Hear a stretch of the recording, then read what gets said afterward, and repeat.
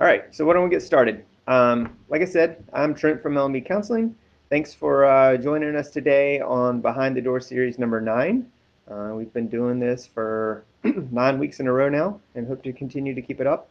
It's one way that we at LMB Counseling are trying to break the stigma of counseling, which is our brand and our motto and our passion, just to kind of show you what goes on behind the door, whether it's sharing some techniques. Today we're going to talk a little bit about techniques. We're also going to talk about the why we're doing what we're doing, the science behind it, so you have a better understanding of if you're a prospective client or even maybe a caregiver of some of the things that we do and then obviously why we do it. Today's topic is multitasking. I think everyone, well, not everyone, I think a lot of people are under the impression that they can multitask, that they're good at doing certain things, a couple things at once. It's generally a myth. There are not many people on earth that can do two tasks at one time, even if they're mundane. But certainly the higher level we go as far as intellect, it just can't happen. So what I'd like to do is just kind of talk a little bit about the science and then talk about how we kind of demonstrate that here in our practice, and then some things that you can do for yourself or as a caregiver for a child or adolescent that's struggling with multitasking or short attention spans, because they kind of play together. Uh, Basically, what has happened right now with attention span is our average attention span is about 6 seconds, which is lower than a goldfish's, surprisingly, and that has continued to decline over time.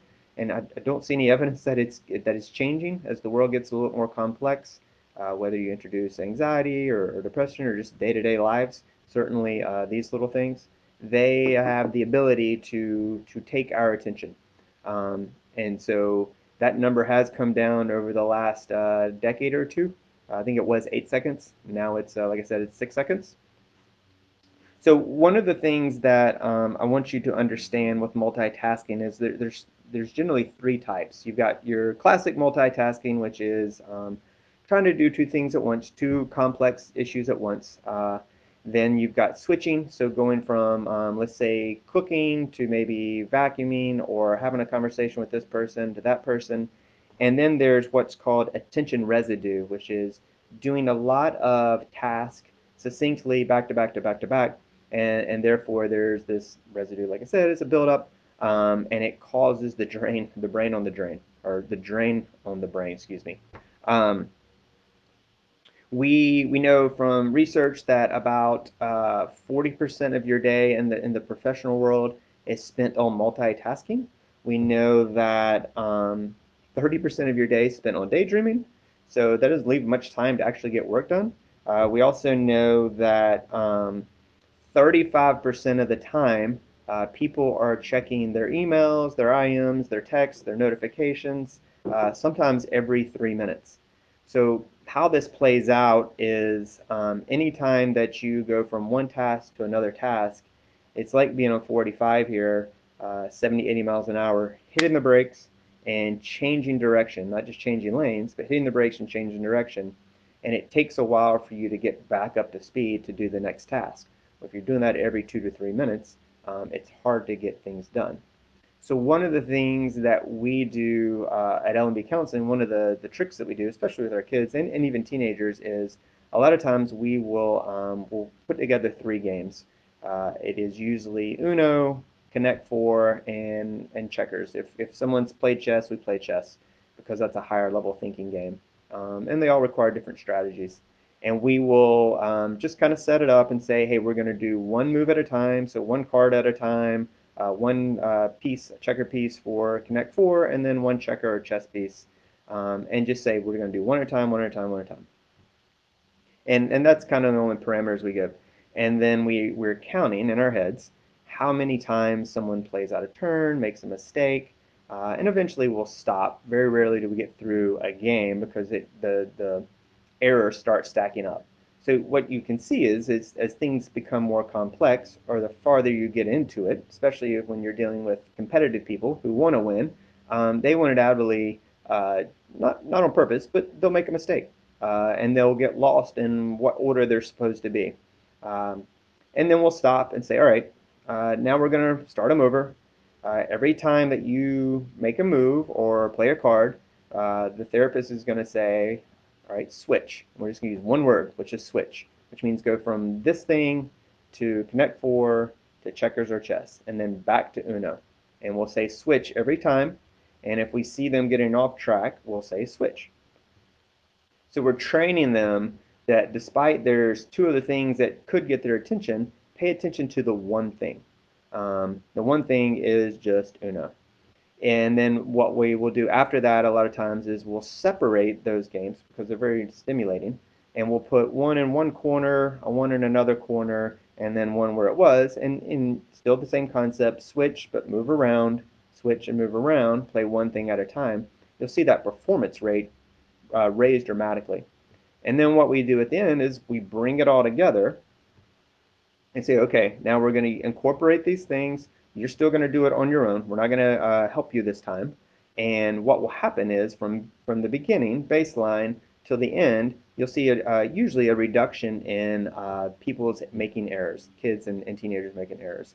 And it just shows that even when you take something as fun as a game, as a card game like Uno or Connect Four or checkers, um, inevitably people start making mistakes because there's so much more to pay attention to. So we just use that one context clue, which is switch, to help them know that it's now time to go to something else. That way, it's kind of like stopping that car and picking a new direction and paying attention to that thing. So that happens a lot. We do that to just to kind of demonstrate to parents and to themselves, like this is how quickly things can get off track. This is how quickly you can start thinking about other things.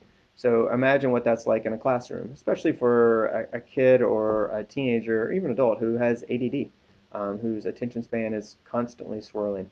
It may be quicker than 6 seconds that something's coming into their head that makes them pay attention. With the advent of these, it has, and especially with everyone predominantly working from home, being at home, you're so much more accessible right now. You're so, email, all these notifications, whether it's on your laptop or your computer or using your phone. There's all these places for distraction. And what multitasking does, short attention span, but multitasking, which is causing short attention span, because it goes back to that habit loop that we talk about a lot, you're creating bad habits. By every time checking your email or checking an IM or checking your notifications or just looking away from the task that you're supposed to be doing, it's creating a bad habit and your productivity is going down dramatically. So we know that multitasking impacts your short-term memory. It increases your anxiety because now you're feeling like you're getting less done. It inhibits your creative thinking. It stops you from getting into flow state, and flow state is just your productive state. So if you're working on something, whether it's let's say it's math as a kid, or just a Lego project, or something that's fun, or at work you've got a project that you're working on, flow state is when you're in this really productive place and you're getting a lot of things done. But it inhibits it because you're constantly stopping and looking at something else. So you're not able to get into that rhythm of flow state and generally it just causes more mistakes. I know that last week I was trying to enter some information to Blue Cross Blue Shield for one of my therapists that we hired, and I was trying to do one thing while doing that, and I sent in the wrong number just because I wasn't completely focused on the one thing. So it happens, and it weaves itself into our personal lives all the time. Your kid could be talking to you, and you're reading something on your phone. That's multitasking. So you can't do both of those things as well as if you just paid attention to your phone or if you paid attention to what your kid was saying.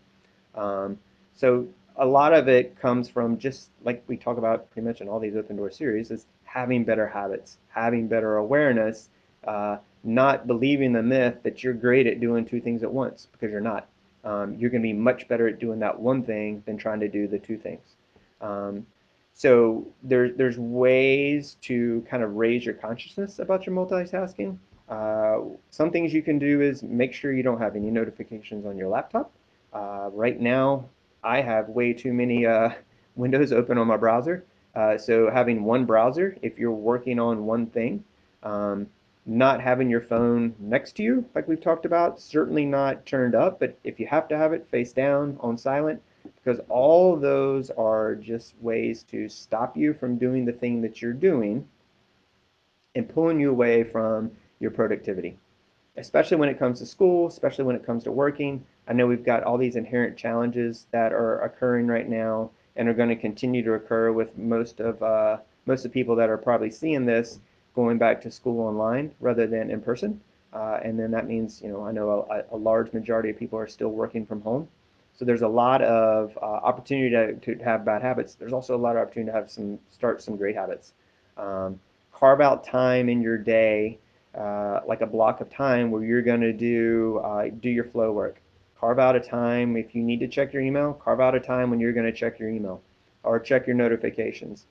Carve out a time when you're going to get up and walk around and just have downtime so you can come back and be in a better mental state so you can get into flow state and be productive. Um, don't have a lot of browsers up, like I was talking about. Just know that these things are going to come in and steal your time. And since we spend 30% daydreaming and the other, what do we say, like 40% multitasking, there's not a lot of time to do actual work. We can roll back that multitasking time and we can be a lot more productive in our day-to-day lives. So just a little insight about multitasking. Work hard on trying not to do those things that come in and steal time, that steal your attention. Set aside time to do the things you want to do. That way you know you can get there in case that thought pops in your head. You can be like, nope, I'll come back to that at 2 o'clock. I've got 2 o'clock set aside to do that. Um, you can use that schedule that we talked about a couple weeks ago or something like it just to set up your day so you know when you're working on things. That way it frees your brain up from having to think, when am I going to get to this? When am I going to get to that? When am I going to go to the grocery store? When am I going to make dinner?